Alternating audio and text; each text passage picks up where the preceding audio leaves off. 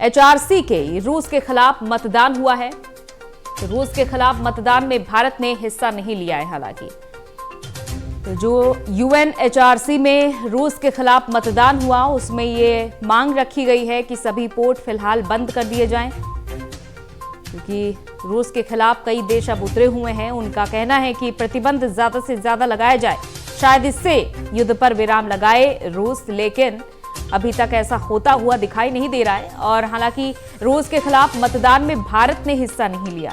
जो यूएनएचआरसी में मतदान हुआ रूस के खिलाफ, उसमें भारत शामिल नहीं था।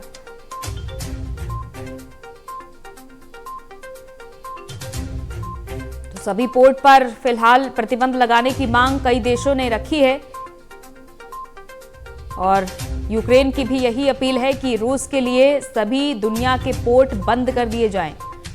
रूस के खिलाफ इसके लिए मतदान भी हुआ यूएनएचआरसी में और कई देशों ने अपना अपना मत रखा है, जिस बीच भारत ने अपना फिलहाल इसमें हिस्सा नहीं जताया।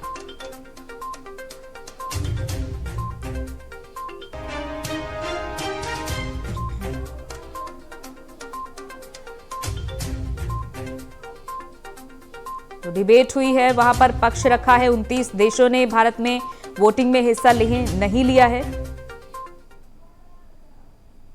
रूस और यूक्रेन के बीच जंग लगातार जारी है और छठे दिन में प्रवेश कर चुकी है ये जंग।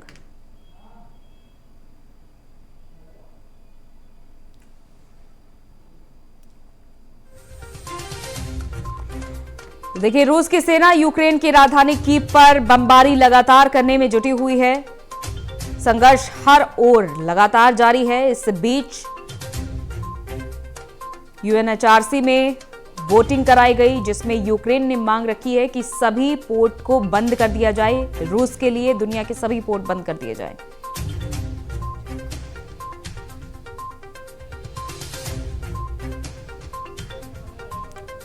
दिल्ली से हमारे संवाददाता स्नेह कमल हमारे साथ जुड़ चुके हैं तमाम अपडेट के साथ। स्नेह कमल, ये मांग लगातार रखी जा रही है रूस के लिए कि पोर्ट बंदी कर दिए जाए और इसके अलावा उचित प्रतिबंध भी लगाया जाए। फिलहाल क्या कुछ अपडेट आपके सामने आ रही है?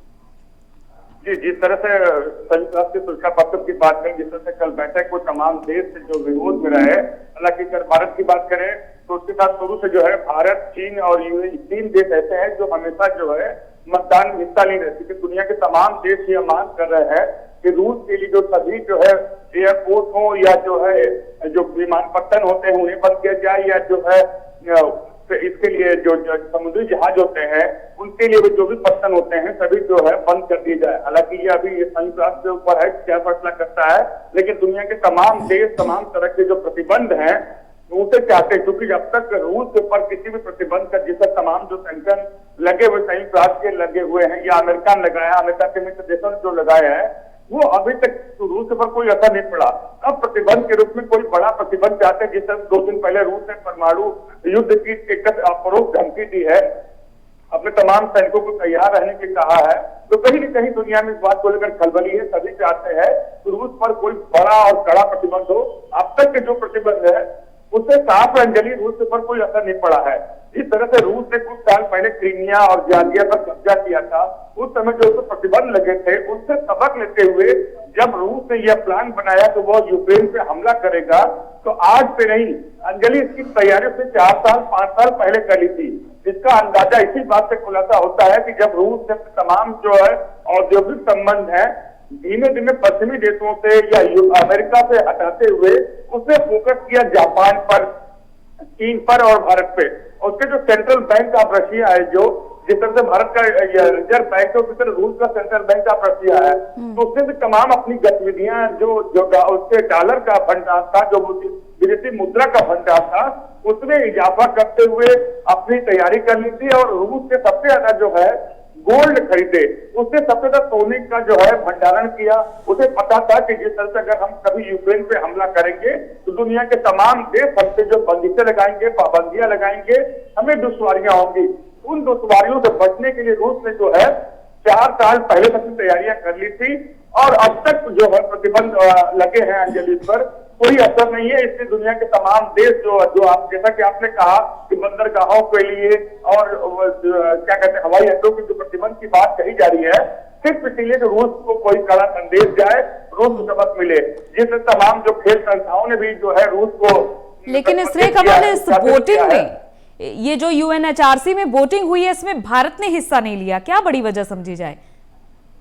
अंजलि, इस चीज को पहले हमें रूस के साथ जो भारत के अतीत के संबंध रहे हैं उस पर निगाह डालनी होगी। जिस तरह से रूस हर मुसीबत में, हर संकट के समय भारत के साथ खड़ा रहा है, तो इस बार भारत यह दिखा रहा है कि हम आपके साथ तो नहीं खड़े पा रहे हैं, लेकिन हम आपके विरोध में भी नहीं है। तो इस तरह से रूस के पक्ष में जब उसके वोटिंग हुई तो रूस का न भारत ने समर्थन किया न विरोध किया, मतदान से अपने आप को विड्रॉ कर दिया। और ऐसा करने वाला सिर्फ भारत नहीं था, ऐसा करने वाला रूस का सहयोगी चीन भी था, और खाड़ी का एक देश यूएई, संयुक्त अरब अमीरात, उसने भी जो, जबकि अगर यूएई की बात करें तो उसका झुकाव हमेशा अमेरिका की तरफ होता है, लेकिन उसने भी इस वोटिंग में हिस्सा नहीं लिया, उसने भी जो मतदान से अनुपस्थित रहा, ये उचित समझा।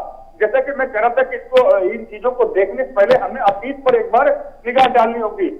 जिस तरह से भारत पाकिस्तान के तमाम युद्ध हुए हैं, हर युद्ध की अगर बात करें, कहीं न कहीं पाकिस्तान पर अपरोक्ष रूप से जो है अमेरिका का हाथ रहा। अमेरिका ने पाकिस्तान का साथ दिया, तमाम हथियार मुहैया कराए। 1971 में जब भारत पाकिस्तान का युद्ध हुआ था, जैसे कल हमने अपने दर्शकों को बताया था कि अमेरिका ने खुलकर पाकिस्तान का साथ दिया, और अपने सबसे बड़ा जो जंगी बेड़ा था, नौसेना का बेड़ा था, उसे जो है पाकिस्तान के पक्ष में भेज दिया था।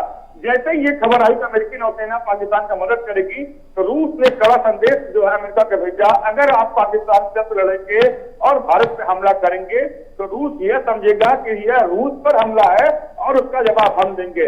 और तत्पर कार्रवाई करते हुए तत्कालीन रूसी सोवियत संघ उस समय था, सोवियत संघ के तत्कालीन राष्ट्रपति ने अपनी जो तमाम जो सेनाएं गल्फ में थी, जो काला सागर ब्लैक सी में थी, सभी पूरी सेनाओं को उन्हें डाइवर्ट कर दिया भारत की तरफ और भारत के पक्ष में। जिससे सबक लेते हुए अमेरिका ने अपने कदम खींचे।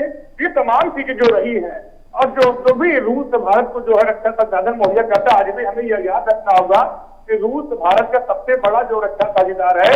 आज भी 60 से 70% जो भी संसाधन रक्षा के उपकरण आते हैं वो रूस से आते हैं।